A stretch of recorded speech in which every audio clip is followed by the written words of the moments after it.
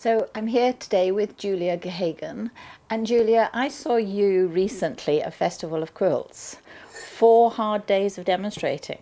Definitely. To lots of lovely ladies though. Yes. And you seemed busy every time I walked past you. So what did the ladies come to art to see you do? I think they were drawn in by the very small quilts that I had on display, and it was just such a lovely reaction. And it was seeing such small shapes and wondering how they could do those. I think initially, with a quilt like this, which there was an amazing reaction to this, I think people liked the little mountain scenes. It's gorgeous. But, I could never do that. That's far too difficult. It's so tiny. And then I was able to actually talk them through the process of putting that together and actually explaining that it was nowhere near as difficult as they thought. In fact, it's a really quick and easy technique. The very small houses, obviously there's a lot more work in that than perhaps something like that, where you've got the larger houses, but that could be done quite easily in half a day.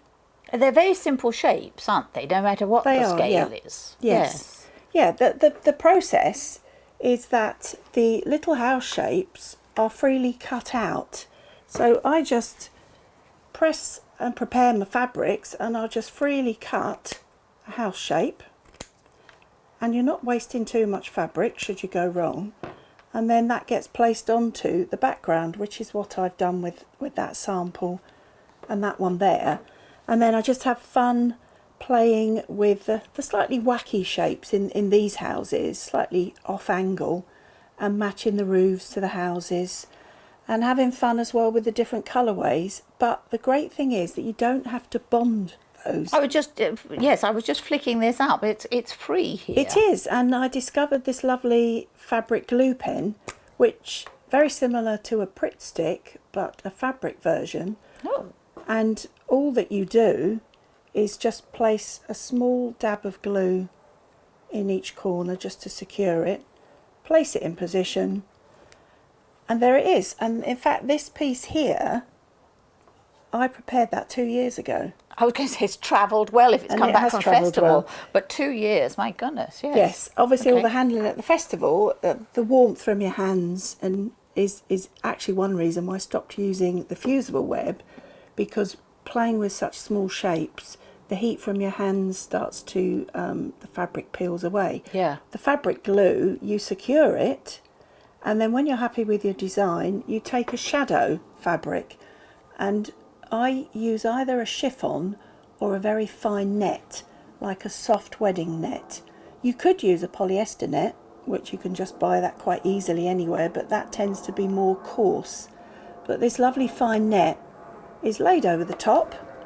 You then layer that with your wadding and your backing fabric. So a traditional quilt sandwich. Absolutely, yeah. And you can just secure that with a couple of sort of standard size pins, and you quilt it. You secure the net, so not just here, you'd secure it sort of in various places yes, I'd around. probably put some pins in the middle, at the top, the lower edge, and then put something perhaps on the sides as well, because once you start machining it, it can travel a wee bit. So you haven't got to safety pin it or tack it, just a few pins, and then you've got your backing fabric and a nice thin wadding for a small quilt. And then I take that to the machine, and then you can quilt that very simply, as I've done with this one. I was going to say this is obviously walking foot, and then this is a bit more adventurous for those who can do it free motion quilting. Absolutely, the free motion quilting works really nicely on the very small shapes, particularly this one, because what you're doing with the quilting is trying to secure that shape underneath the shadow, and that's what stops it travelling around.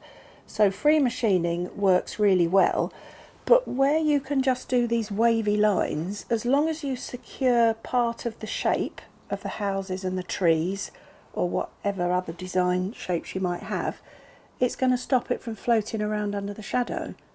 And I did that in less than an hour. And if you're working with a miniature quilt, you don't even have to use a walking foot. You can use an open-toed applique foot. Oh, goodness. Works really well.